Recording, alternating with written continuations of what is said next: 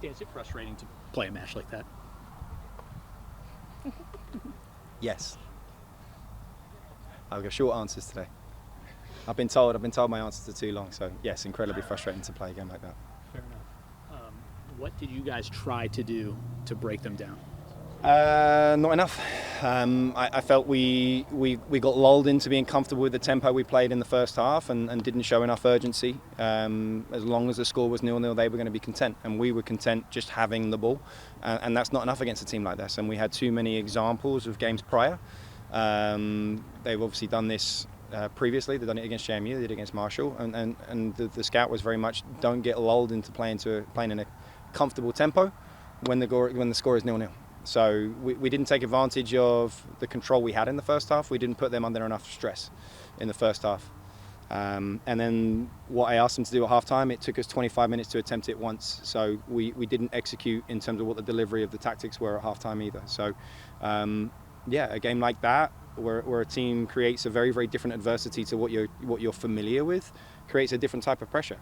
We have to have greater courage to not hopefully put the ball into an area, but serve it with a real intent that someone's going to score.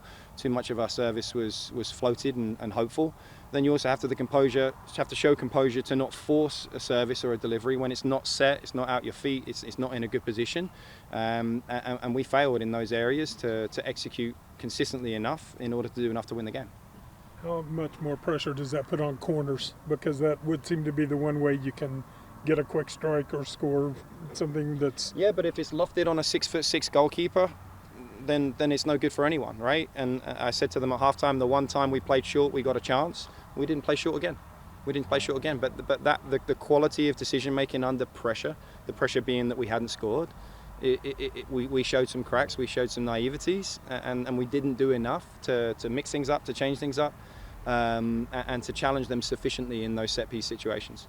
Nunez gets his first career start tonight. What did you think of his performance back there? He had some pretty big saves back there.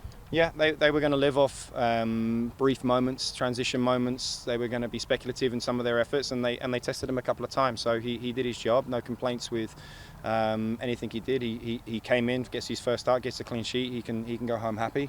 I'm sure he'll be disappointed that it wasn't followed with a win. But it's also nice to know that we now have two goalkeepers that have experience going into postseason. And that he has something that he can reflect on should he be called upon again. You seem to be a little frustrated with some of the shots that were taken from distance in the second half. Was there a little bit more patience required at some point? Yeah. I mean, we have a standard for the team that our average shot distance is 18 yards, less than 18 yards. So when Max is shooting from 35, 40 yards, that's never been anything I would coach any player ever have or ever will.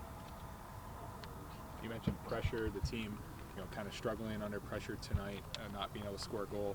Obviously now Tuesday you have a game to win the Sun Belt Conference. I mean, Marshall's already enough pressure alone, but now it's to win the conference. How do you see your team responding to that? What do you say to them going into that?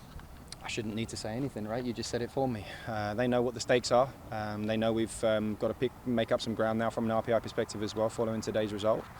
So, they have a really important 4 days ahead of them to make sure that they dust themselves off, get themselves recovered to the best of their ability, and show how much it means when they turn up in a very hostile environment on Tuesday. What do you think this team can do as you finish off the regular season against Marshall and you head into tournament play? Well, I'm confident that Marshall won't set out the same tactically as what we've seen today. We probably prefer a little bit more of an open game with a little bit more transition and a bit more flow to it, quite honestly. I think most teams do. So it will be a very, very different challenge to the one we've seen today. And again, it's another top 10 matchup. It's always a very, very hostile environment to go.